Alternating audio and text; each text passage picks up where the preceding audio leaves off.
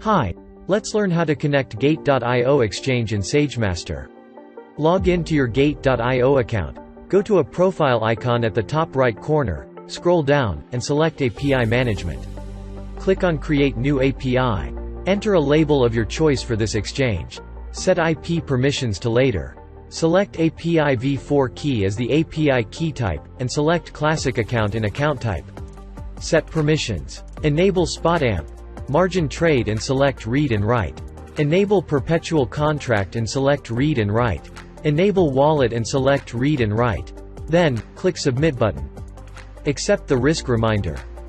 Tick the checkboxes and click the I accept button. Complete two-factor authentication.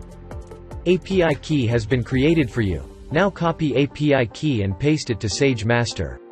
Click on Manage Exchange. Click on Connect Exchange. Select Gate.io exchange and enter a label of your choice for this exchange. Paste the API key and API key secret. Click Connect Exchange. Congratulations! You have connected your exchange to SageMaster.